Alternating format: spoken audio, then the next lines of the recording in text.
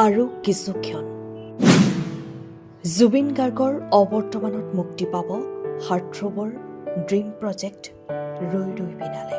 ৰৈ ৰৈ বিনালে ৰৈ ৰৈ বিনালে। আজিৰ দিনটোত যদি হাৰ্টথ্ৰব থাকিলহেঁতেন কেনে হ'লহেঁতেন অসমৰ পৰিৱেশ। বছৰ জুৰি কৰা সপোনটোৰ বাবে ৪১টা দিন কম হ'ল। ইতিহাসত অসমীয়া চিনেমাক তুলি ধৰাৰ জুবিন গাৰ্গৰ আন এক সপোন বাস্তৱায়িত হ'ল।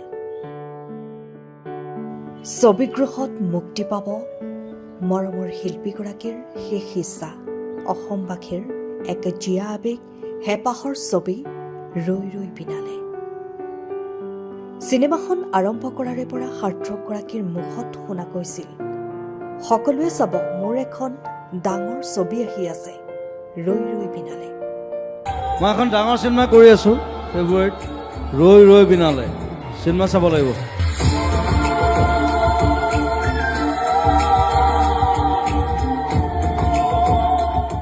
কিবা এটা সৃষ্টি কৰিলে হাজাৰবাৰ ঘূৰি চোৱাটো তেওঁৰ অভ্যাস আছিল।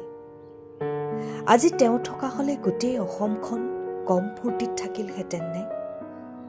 আমিও বাতৰি কৰিলোঁ হয়, জনপ্ৰিয় আমাৰ মৰমৰ হাৰ্টথ্ৰব আজি প্ৰমোচনৰ বাবে উপস্থিত থাকিব অমুকত তমুকত।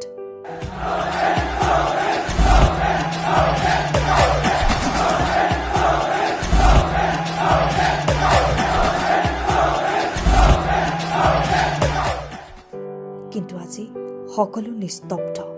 তেওঁৰ অবৰ্তমানত ছবিগৃহত মুক্তি পাব তেওঁৰ সপোনৰ ছবি ৰৈ ৰৈ বিনালে। নেদেখাৰ ভাওজুৰি কৰা অভিনয়ে নেদেখাকৈ গুচি গ'ল। অভিনয় কৰিলে চকু থাকিও অন্ধ হোৱাৰ। ট্ৰেইলাৰ চাই সকলোৱে তেওঁৰ জীৱনটোৰ জীয়া কাহিনী বুলি অনুভৱ কৰিলে। আৰু আজি তেওঁৰ অবৰ্তমানত সকলো উদং উদং। তেওঁৰ উপস্থিতিৰ উমান ল'বলৈ সকলো ৰৈ ৰৈ বিনালে চাবলৈ বাউল হৈ আছে। ইতিমধ্যে ভাবিব নোৱাৰা এক অভিলেখ সৃষ্টি কৰিছে মৰমৰ প্ৰাণৰো প্ৰাণৰ শিল্পীগৰাকীৰ চিনেমা চাবলৈ। শিলডল ভাঙি আহিব ছবিগৃহলৈ, বন্ধ হৈ থকা চিনেমা হলবোৰো চলিব। কিন্তু সকলোৰে মনবোৰ কঠোৰ। এবুকু শিল থৈ সকলোৱে নয়ন ভৰি চাব তেওঁক শেষবাৰৰ বাবে। আৰু কিছু বেলি ৰৈ ৰৈ বিনালে চলিব ছবিগৃহত। কিন্তু সকলো হতাশ। তেওঁৰ ধেমালিবোৰ, তেওঁৰ মিঠা হাঁহিটো যে নাই।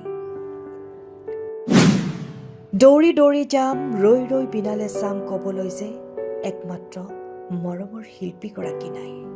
সকলো জানিছিল নেকি তেওঁ লিখি থৈ গৈছিল নিজৰ আখৰেৰে, সকলো চিনেমা চাবলৈ আহিব দেই। এটা এটাকৈ মৰমৰ শিল্পীগৰাকীৰ শেষ ইচ্ছা পূৰ হ'ব। শোকস্তব্ধ অসমীয়া গধুৰে বোজা কঢ়িয়াই লৈ ফুৰিছে সকলোৱে। তেওঁ হয়তো নিজেই নাজানিছিল যে তেওঁ অসমীৰ বাবে কি আছিল। আশা কৰিছোঁ তেওঁৰ আন এক সপোন ইতিহাসত অসমীয়া চিনেমাৰ নাম, সেই সপোনো পূৰ হওক। জুবিনবিহীন ৪১টা দিন। বছৰ বছৰ ধৰি সৃষ্টিত লাগি থকা মানুহজনৰ বাবে ৪১টা দিন কম হ'ল।